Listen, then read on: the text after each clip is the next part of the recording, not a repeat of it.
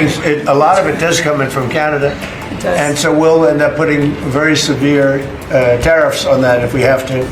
Yesterday, U.S. President Donald Trump threatened Canada with, quote, severe fertilizer tariffs. Tariffs could have damaged agriculture substantially, not just exported grain and ethanol, but imported fertilizer as well. Breaking news.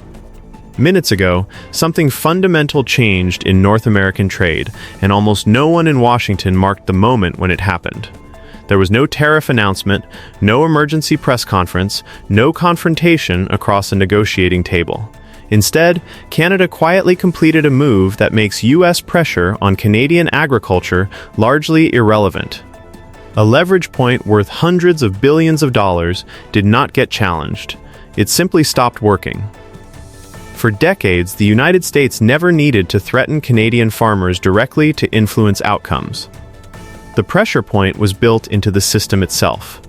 Grain, fertilizer, and agricultural inputs from Western Canada moved through American railways, American ports, and American logistics companies before reaching global markets.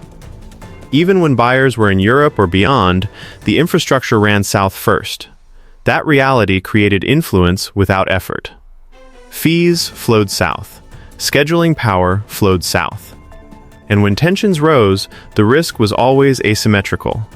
That structure was tolerated because it seemed permanent. Canadian farmers produced the crops. Canadian companies mined the potash. But access to the world ran through systems Canada did not fully control. As long as trade was smooth, the dependency felt manageable. The moment politics entered the equation, it became a vulnerability. That moment arrived when tariff threats expanded beyond steel and aluminum and landed squarely on agriculture. Grain exports, fertilizer inputs, and farm economics were suddenly being discussed not as market questions, but as bargaining chips. What had once been an efficiency problem became a sovereignty problem. And once that realization set in, the logic changed completely. The shift that followed did not look dramatic because it was not designed to be. Canada did not retaliate with counter tariffs, it did not seek exemptions or carve-outs. It invested in making the pressure point obsolete. By upgrading Arctic rail and port infrastructure that had existed for decades but never functioned at scale, Canada removed the chokehold quietly embedded in its own supply chain. The Port of Churchill had always been there, sitting on Hudson Bay, thousands of kilometers closer to Europe than most southern routes. The rail line connecting it to the prairies had always existed too. What it lacked was reliability, capacity, and political priority. That absence made American routes mandatory. When that absence was addressed, mandatory became optional. And optionality is the enemy of leverage. The implications for agriculture are enormous. Canada is not a marginal food producer. It is one of the world's largest exporters of wheat, canola, and pulses. It is the single largest exporter of potash, a fertilizer component without which global crop yields fall sharply. These are not niche commodities. They sit at the center of global food security. For years, a significant portion of that output moved through infrastructure Canada did not own. That meant a foreign government did not need to ban Canadian food to influence it. It only needed to adjust access. When Canadian fertilizer companies began rerouting imports and exports through the Arctic instead of through U.S. ports, the signal was unmistakable. This was not symbolic. It was economic. Shorter distances meant lower costs. Fewer intermediaries meant fewer fees. And most importantly, it meant political insulation. Once fertilizer inputs arrive and finished product departs without crossing the U.S., border, tariff threats lose their bite. Grain followed the same logic. Western Canadian grain traditionally flows west to Vancouver or south into American networks.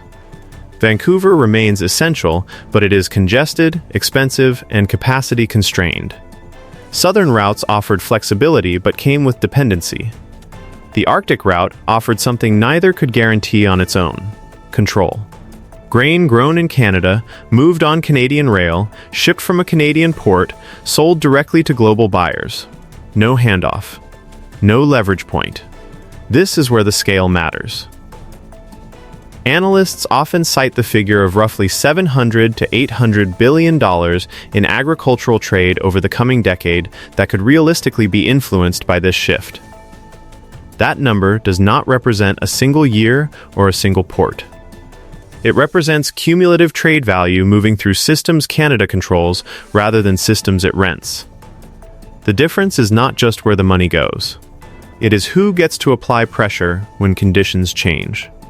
Once companies structure operations around a new route, they do not revert because politics cool off. Fertilizer plants are designed around supply chains. Grain elevators are built where rail capacity exists. Shipping contracts are signed years in advance. Infrastructure creates habits, and habits become dependencies. The old dependency has now been replaced by a new one, this time internal. From Washington's perspective, the loss is not dramatic, but it is strategic. American ports will still handle Canadian goods, railways will still carry shipments, trade between the two countries will continue. What has changed is the disappearance of compulsion. When Canadian exporters can credibly route volume elsewhere, pressure becomes suggestion rather than threat. This is why the shift is permanent. Even a future administration eager to restore cooperative trade relations cannot undo the existence of an Arctic route that works. Canada has no incentive to abandon a system that reduces risk and preserves autonomy. Once exporters experience the benefits of optionality, surrendering it would be irrational. The miscalculation was subtle. U.S. policymakers focused on policy tools while underestimating structural ones. Tariffs, quotas, and negotiations are visible. Infrastructure is slow, unglamorous, and easy to overlook. But infrastructure outlasts policy. It shapes behavior regardless of who occupies office. Other countries are watching closely. Many middle powers export critical commodities through systems they do not control. They face similar vulnerabilities when politics intrude on trade. Canada's approach demonstrates a way out that does not rely on confrontation. Build alternatives. Let markets adapt. Remove the pressure point entirely. This is not an anti-American move. It is a defensive one. Canada is not cutting the United States out of agriculture. It is ensuring that no external actor can cut Canada out. That distinction matters. Power in trade does not come from blocking others. It comes from making yourself unblockable.